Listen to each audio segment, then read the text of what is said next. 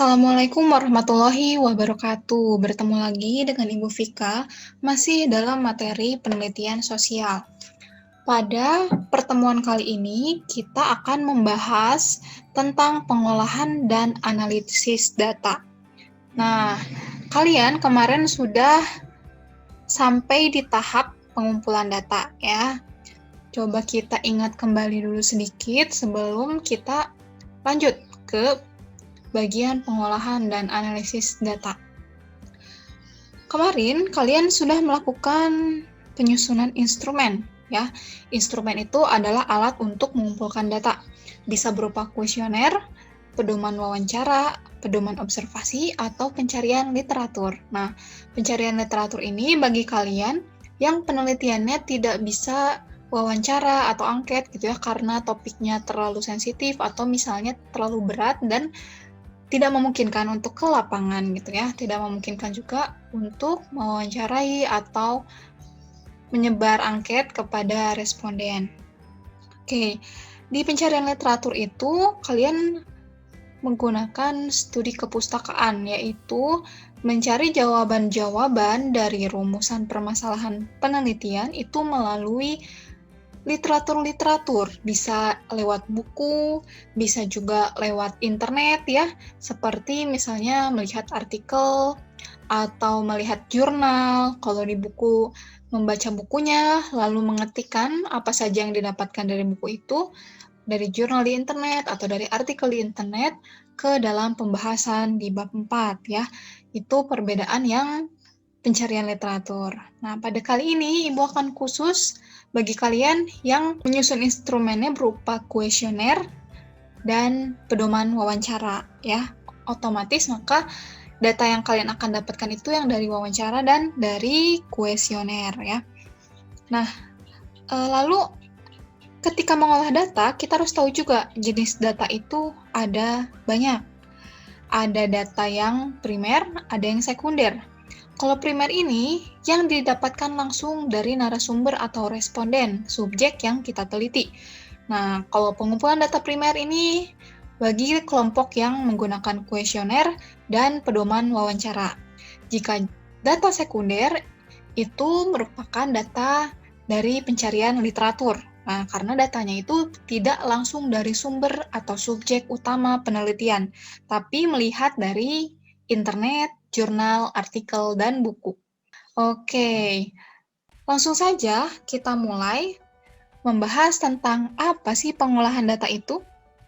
Pengolahan data merupakan tahapan yang dilakukan seorang peneliti setelah melakukan pengumpulan data. Nah, mengapa data itu harus diolah?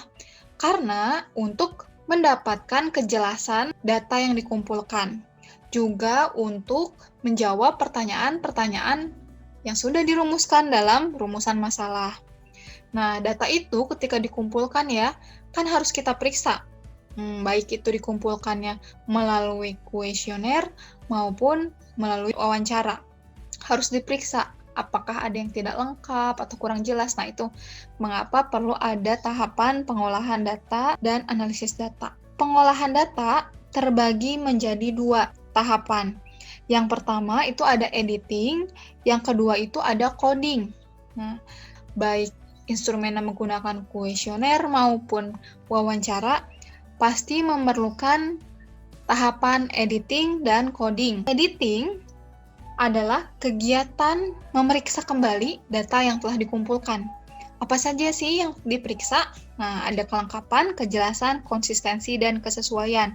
Misal nih, data yang dikumpulkan dari kuesioner, semuanya terjawab nggak sama respondennya? Terus ketika wawancara, jawaban dari respondennya jelas nggak? Bisa dibaca atau enggak tulisannya gitu ya, kalau misalnya secara langsung nulis. Tapi kalau misalnya direkam, kita dengarkan kembali rekamannya, terus kita ketik ulang gitu. Ketika sudah kita ketik ulang, kita baca, nyambung nggak jawabannya dengan pertanyaannya gitu ya. Itu yang dimaksud kejelasan. Kalau kelengkapan itu, apakah semuanya terisi atau ada pertanyaan yang terlewat sehingga tidak diisi responden. Lalu konsistensi. Konsistensi itu memeriksa keselarasan jawaban yang diberikan. Lalu harus relevan itu tadi ya, nyambung atau tidak dengan pertanyaannya. Nah, dalam editing ini juga peneliti itu melakukan penyortiran data atau memilih data yang benar-benar terpakai. Jadi kalau misalnya datanya sekiranya tadi kurang lengkap atau kurang jelas, tidak perlu dipakai juga tidak apa-apa. Nah, kita cukup saja memakai yang sudah lengkap dan jelas.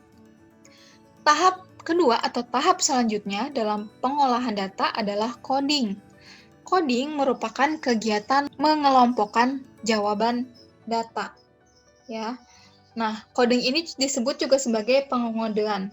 Baik, kita akan belajar mengolah data untuk yang penelitian kuantitatif alias pakai kuesioner. Yang pertama, itu kalian harus memberi kode pada jawaban responden. Misalnya, kalau setuju 1, tidak setuju 2, gitu ya. Nah, terus nanti kalian bisa tulis turus. Apa itu turus? Turus itu garis-garis kayak kita kalau ada pemilu ya, ditulis garisnya. Oh, si Andi milih ya, tulis 1 ya, gitu ya. Terus Dini milih tidak, turusnya 1, tulis di kolom tidak. Selanjutnya, Gugum misalnya menjawab ya, berarti kasih lagi 1 turus di kolom ya, gitu. Hingga nanti dihitung berapa banyak yang memilih ya dan berapa banyak yang memilih tidak, gitu ya. Nah, itu dia. Banyaknya orang yang memilih satu jawaban, kita sebut sebagai frekuensi, gitu ya. Nah, nanti frekuensi tersebut bisa kita cari median, mean, dan modus. Ibu akan melampirkan beberapa contoh median, mean, dan modus beserta rumus-rumusnya. Nah, jika sudah ditemukan, Ibu hanya ingin kalian menjelaskan di bab 4 nanti, khusus yang kuantitatif, itu hanya modus atau angka yang paling banyak muncul, dan mean atau rata-rata jawaban dari responden ya. Cukup 2 saja. Nah, jika sudah menemukan modus dan mean, kalian bisa menyimpulkan hasil penelitian kalian. Misalnya, oh ternyata setelah diberikan survei, 67% siswa itu memiliki nilai karakter. Dibuktikan dengan mereka menyukai lagu-lagu nasional dan mereka menerapkan kedisiplinan dalam keseharian mereka. Misalnya seperti itu ya. Nah, itu sekilas bagaimana cara mengolah data untuk penelitian kuantitatif yang menggunakan kuesioner. Nah, bagaimana dengan penelitian kualitatif yang menggunakan wawancara?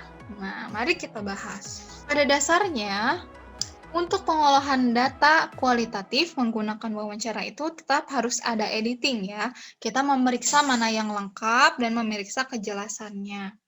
Ada beberapa tahapan juga dalam pengolahan data kualitatif, yaitu setelah mengedit. Contohnya, misal jawaban dari responden adalah, aku mengamati bahwa mayoritas rumah di komplekku memiliki pagar yang tinggi, lalu setiap rumah itu hampir mempunyai binatang peliharaan atau anjing ya, yang digunakan untuk menjaga keamanan gitu ya. Itu tuh merupakan gambaran jawaban dari si responden bahwa di kompleknya tersebut menjelaskan tentang keamanan gitu ya. Nah, itu salah satu contoh bagaimana mengcoding dalam pengolahan data jenis penelitian kualitatif. Jadi, kalian tentukan saja intinya atau satu tema dari jawabannya. Kalau misalnya untuk salah satu tadi kan misalnya apakah dalam satu komplek itu keamanannya terjaga misalnya. Nah, ketika ada deskripsi seperti itu, kata kuncinya adalah keamanan kan, karena semua yang dijelaskan responden tadi berhubungan dengan keamanan gitu. Pagar rumahnya ditinggiin supaya nggak ada maling gitu, ada anjingnya dan sebagainya. Nah, itu kita sebut sebagai coding dengan kata inti atau kata kuncinya keamanan. Nah, kalian juga ketika mengumpulkan data dengan wawancara atau menelpon gitu ya, kalian tulis tuh hasil wawancaranya. Nah, jawaban responden itu kalian cari intinya tuh apa, atau kata kuncinya apa yang dia jawab. Nah, itu nantinya akan jadi suatu kesimpulan yang bisa kalian tarik. Jadi kalau misalnya dari jawabannya tadi, oh berarti keamanan di komplek tersebut dirasa kurang, maka tadi kenapa pagarnya ditinggikan dan sebagainya. Nah, seperti itu kurang lebih untuk coding di penelitian kualitatif. Nah, bagaimana nanti mengolah untuk jadi kesimpulannya? Nah, untuk penelitian kualitatif, pengolahan untuk kesimpulannya itu dilihat dari jawaban-jawabannya. Apa sih jawaban yang paling banyak muncul? Dan kata-kata kunci ya. Kalau tadi penelitian kuantitatif itu menggunakan angka-angka berapa persen, berapa rata-rata, berapa angka yang paling banyak muncul. Nah, kalau di kualitatif, kata apa yang paling banyak muncul? Ya, atau tema apa yang paling banyak muncul, kata kunci apa yang paling banyak muncul dari jawaban si respondennya. Jadi, itu silakan kalian pahami dan kalian ambil kesimpulan dari jawaban-jawaban yang diberikan oleh responden. Seperti itu. Jika sudah begitu, kan kegiatan selanjutnya adalah analisis data. Nah, sebetulnya analisis data itu tadi sudah kalian lakukan juga ketika mengolah data. Kalau analisis data pada penelitian kuantitatif yang menggunakan angket itu adalah persenan. Nah, jadi kalian itu melakukan analisisnya ketika kalian mencari modus dan mencari mean. Nah, sementara untuk analisis data penelitian kualitatif atau dengan metode wawancara itu, analisis datanya itu sudah kalian lakukan ketika kalian mencari kata kunci. Begitu ya. Nah, setelah pengolahan dan analisis data, tadi Ibu juga sudah jelaskan bahwa ada penarikan kesimpulan data. Nah, kesimpulan data itu sebuah pernyataan ya. Aduh, Ibu tipe ya di sini ya nulisnya pernyataan. Jadi, kata-kata kesimpulan yang singkat dan jelas itu yang bisa kalian ambil dari jawaban-jawaban responden gitu. Dan ketika kalian sudah bikin hipotesis itu di awal bisa dicocokkan apakah sama dengan hipotesis yang kalian buat. Hipotesis itu seperti dugaan sementara gitu ya atau perkiraan. Nah, apakah jawaban sebetulnya yang ada di lapangan itu sesuai dengan hipotesis kalian atau dugaan perkiraan kalian? Nah, itu silakan dicantumkan di penarikan kesimpulan data. Perlu diingat, kegiatan pengolahan data, analisis data, itu ada di bab 4. Jadi, itu masuk ke dalam pembahasan, sesuai dengan tema kalian masing-masing tentunya. Nah, untuk penarikan kesimpulan data, itu ada di bab 5 nanti ditaruhnya ya. Nah, itu setelah membuat kesimpulan, kalian harus membuat saran.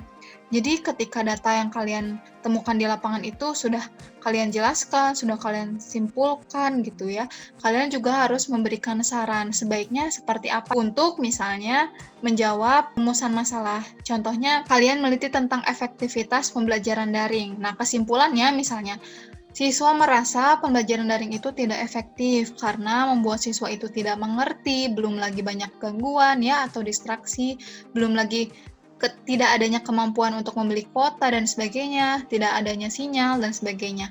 Maka nanti ketika kesimpulannya seperti itu, kalian juga boleh memberikan saran. Jadi ya wajib ada saran di bab 5 setelah kesimpulan. Sarannya adalah pertama misalnya, guru-guru harus bisa membuat pembelajaran yang lebih efektif lagi misalnya, yang lebih menarik lagi. Yang kedua, siswa harus bisa misalnya mengatur keuangan agar mampu membeli kuota gitu. Lalu yang ketiga misalnya ganti provider supaya sinyalnya tetap kuat dan sebagainya. Nah, itu saran-saran itu seperti sebuah solusi ya, solusi yang bisa kalian tawarkan gitu dari pengamatan kalian, dari hasil penelitian kalian. Nah, kan masalahnya sudah terjawab nih, oh karena ini nih ada masalahnya gitu kan. Nah, otomatis kalian juga bisa memberikan saran dalam menyelesaikan masalah tersebut. Nah, jika sudah semua, artinya kalian sudah selesai melakukan atau melaksanakan penelitian sosial karena tahapan demi tahapan sudah terlewati. Nah, maka dari itu selanjutnya ketika laporan sudah selesai adalah kita mempresentasikan hasil penelitian ya. Jadi nanti itu 2 minggu lagi kalian akan mempresentasikan hasil penelitian kalian. Jadi minggu ini kalian mengolah data, Bagi yang belum mengumpulkan data, silakan mengumpulkan data dulu. Mengumpulkan data, mengolah data, langsung nanti sambung ya ke pembahasan, penarikan kesimpulan, dan saran.